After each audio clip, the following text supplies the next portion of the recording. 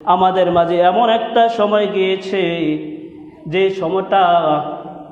যে সময়টার মধ্যে বাবাকে গালমন্দ করলে তাকে জেলখানা ভিতরে পড়ছে, আর আমার নবীকে কটূক্তি করলে, আন্দোলন করলে সেই জায়গার মধ্যে ফায়ার করে মানুষদেরকে হত্যা করেছে। এমন একটা কাল গেছে না, কয়েকদিন আগে গিয়েছে, যে আমার নবীকে গালমন্দ করেছে, এইটা নিয়ে প্রতিবাদ করার কারণে তাদেরকে ফায়ার করে করে মেরে দিয়েছে। অথচ নিজের বাবার নামে একটা খারাপ কথা বললে তাকে জেলখানার ভিতর ভরে রেখে দিয়েছে। তাহলে তারা দাবি করেছে আমরা মুমিন। তারা মারা গেলে জানাজা হয়েছে, সব কিছু হয়েছে। আমার রাসূল বলেন তারা তো আমাকে ভালোবাসে নাই,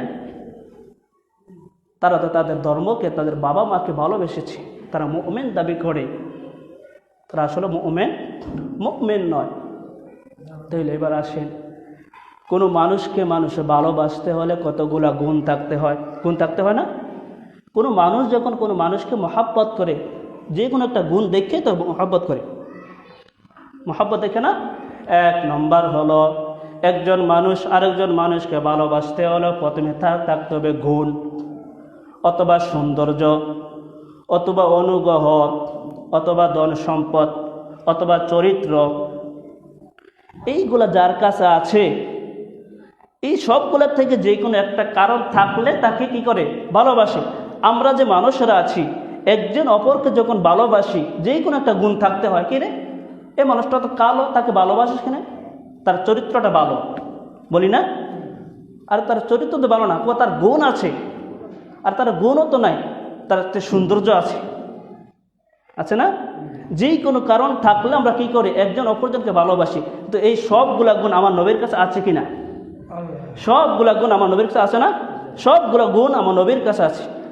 তাহলে সব দিক দিয়ে তো আমার নবী ভালোবাসা পাওয়ার কি যোগ্য।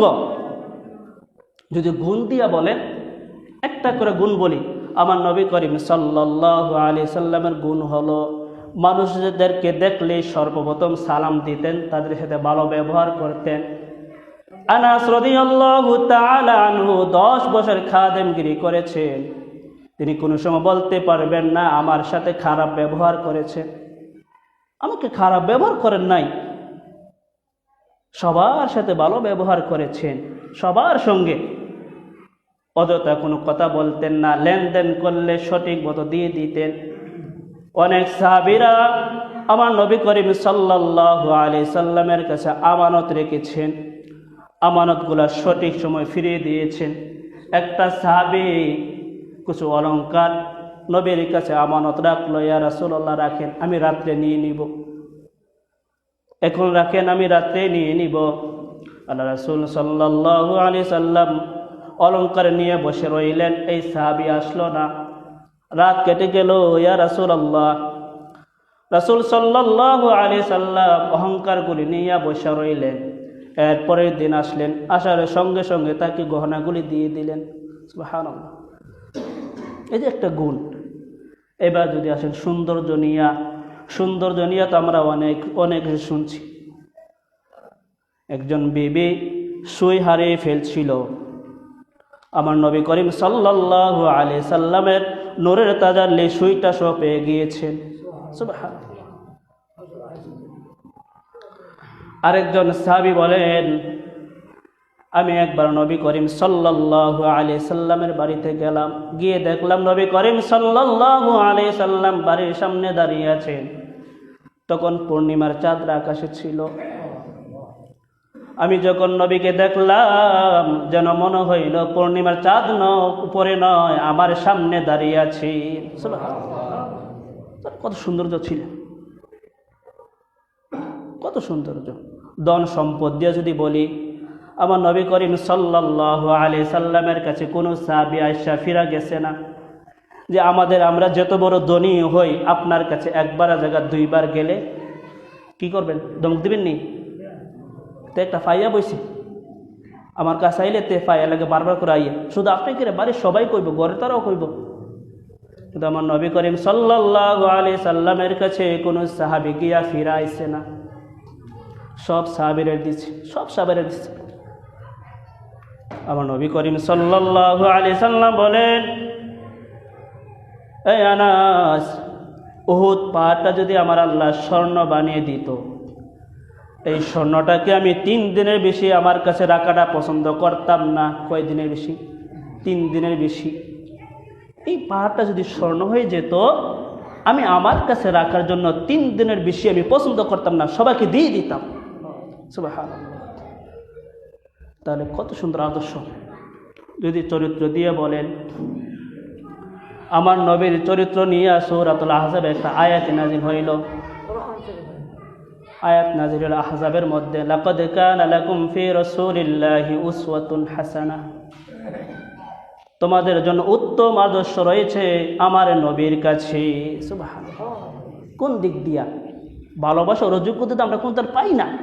একটা মানুষের কাছে একটা গুণ পেলে আমরা প্রেমে পড়ে যাই, দুনিয়ার মহাব্বত। আরে তার সৌন্দর্য, লোকটা চরিত্র খারাপ হলো কি হইব, লোকটার গুণ আছে। আরে কোনো কিছু না হইলো কি হইব, বয়স হলো কি হইব, লোকটার সম্পদ আছে। মেয়ে বিয়া দেওয়ান যায়, অনেক দেয় না, ছোটো ছোটো মেয়েদেরকে বিয়ে দিয়ে দেয়, সম্পদ আছে। কিন্তু কোনো কিছুর অভাব তো আমার নবীর কাছে ছিল না। তাহলে সব গুণ আমার নবীর কাছে আছে। আমার নবীকে ভালোবাসা যায়। প্রত্যেকটা সাহাবী দেখুন আমার নবীকে কেমন ভালোবাসতেন। হযরত আবু বকর রাদিয়াল্লাহু তাআলা আনহু ইসলামের প্রথম যুগে যখন মুসলিম হইলেন, কাবা ঘরের সামনে দাঁড়িয়ে সবাইকে কালিমার দাওয়াত দিতে শুরু করলেন, লা ইলাহা ইল্লাল্লাহু মুহাম্মাদুর রাসূলুল্লাহ। কাবা ঘরের সামনে যখন মুসলমানদেরকে, কাফেরদেরকে দাওয়াত দিতে শুরু করলেন, কাফের মুশরিকরা খেপে গেল, বিরক্ত হইল। আবু বকরকে ধরলেন, ধরার পরে মারতে মারতে মারতে মারতে রক্তাক্ত করে ফেললেন। শুধু রক্তাক্ত নয়, আবু বকর হুঁশ ফিরিয়ে ফেলল, তার জ্ঞান হারিয়ে ফেললেন, বেহুশ হয়ে পড়ে রইলেন। আবু বকর আত্মীয় স্বজনরা শুনে দৌড়িয়ে চলে আসলো, আবু বকরকে ঘরে নিয়ে গেলেন। আবু বকর দিন চলে গেল, হুঁশ ফিরল না, সন্ধ্যা গনিয়ে গেল। সন্ধ্যার সময় যখন রাত্র হয়ে গেল, আবু বকরের হুঁশ ফিরল। জ্ঞান ফেরার সঙ্গে সঙ্গে বললেন, আমার নবী কেমন আছে? আমার দয়াল নবী কেমন আছে রে? আমার দয়াল নবী ভালো আছে কি না? লগের বন্ধুরা বলতে শুরু করলো, রে আবু বকর, রে আবু বকর, তার কারণে তো তোরে মারল, তারপরে তার নাম কসকিরি। সবাই তো তার কারণে মারল, তারপরে তার নাম কস। আমরা বলতাম না, রে তার কারণে তোরে মারছে, তুই তার কথা কস কীর্তি, তার লোক আজ কীর্তি কইতাম না, তার অনুসরণ কস কীর্তি। তো সবাই বলতে শুরু করলো, আবু বকর, রে আবু বকর, ওই মুহাম্মদের কারণে তো তোমারে মারলো, তারপরে তার কথা কস কি লেগা? আবু বকর বলে, রে আমি দুনিয়া ছাড়তে পারি, দুনিয়ার মানুষদেরকে ছাড়তে পারি, আমার বাবা মারে ছাড়তে পারি, সবারে ছাড়তে পারি, কিন্তু মুহাম্মদুর রাসূলুল্লাহ সাল্লাল্লাহু আলাইহি সাল্লাম ছাড়তে পারবো না। আমার নবীর ছাড়তে পারবো না, সব কিছু ছাড়তে পারবো। তার মা দৌড়িয়ে চলে আসলো, বাবা সারাদিন কোনো কিছু খাও নাই, কিছু খাবার খাও। আবু বকর বলল, না আমি খাবার খাবো না, যতক্ষণ না পর্যন্ত আমার নবীর কথা শুনতে পারবো, আমার নবীকে না দেখবো, ততক্ষণ পর্যন্ত আমি খাবার খাইব না। সারা রাত্র চলে গেল, খাবার খাইলেন না। সকাল হওয়ার সঙ্গে সঙ্গে আবু বকরের মা আবু বকরকে নিয়ে নবীজির দরবারে চলে গেলেন। নবীজি দেখিয়া আবু বকরকে জড়িয়ে ধরলেন, বললেন, আবু বকর তোমার কি হয়েছে, তোমাকে কে মারল? আবু বকর বলে, ইয়া রাসূলুল্লাহ, ইয়া হাবিবাল্লাহ, আমি দ্বীনের দাওয়াত দেওয়ার কারণে মক্কার কাফেররা আমাকে মেরেছে, মক্কার কাফেররা আমাকে মেরেছে। আমার নবী বলেন, আবু বকর অনেক ব্যথা পেয়েছো? আবু বকর বলে, ইয়া রাসূলুল্লাহ, এতক্ষণ শরীরে ব্যথা ছিল, এখন আর ব্যথা নাই, আপনি ধরার সঙ্গে সঙ্গে আমার শরীরের ব্যথা চলে গিয়েছে, আমার আর ব্যথা নাই। আবু বকরের সঙ্গে সঙ্গে নবীও কাঁদলেন, সাহাবীরাও কাঁদলেন। আবু বকরে খুশি, বলেন, ইয়া রাসূলুল্লাহ, আমি এখন খুশি, আমার কোনো ব্যথা নাই, আমার কোনো দুঃখ নাই। ওগো আল্লাহ রাসূল, এই যে এটা আমার মা, আমার মার জন্য একটু দোয়া করেন, আমার মা যেন মুসলিম হয়ে যায়। আমার দয়াল নবী বিশ্ব নবী আল্লাহর কাছে হাত তুললেন, আল্লাহ আল্লাহ আবু বকরের মনটাকে শান্ত করে দেন, আবু বকরের মনের মধ্যে আনন্দ দিয়ে দেন, আর আবু বকরের মাকে হেদায়েত দিয়ে দেন। দোয়া কবুল হইবনি? দোয়া করেছেন, সঙ্গে সঙ্গে আল্লাহ কবুল করে নিয়েছেন। আবু বকরের মা সঙ্গে সঙ্গে কালিমা পড়ে নিলেন, লা ইলাহা ইল্লাল্লাহু মুহাম্মাদুর রাসূলুল্লাহ সাল্লাল্লাহু আলাইহি ওয়াসাল্লাম। তাহলে কেমন নবীরে ভালোবাসতেন। আর অনেক সাহাবীরা আছেন, মহিলা সাহাবীরাও নবীকে ভালোবাসতেন। একটা যুদ্ধের মধ্যে, উহুদের যুদ্ধের মধ্যে, ওই মহিলার স্বামীও মারা গেল, ভাইও মারা গেল, তার সন্তানও মারা গেল। মহিলা বলল, না, তোমরা আমার সন্তানের খবর দিও না, আমার স্বামীর খবর দিও না, আমার ভাইয়ের খবর দিও না, শুধু আমার খবর দাও আমার নবী কেমন আছে, আমার নবী কেমন আছে এইটা খবর দাও।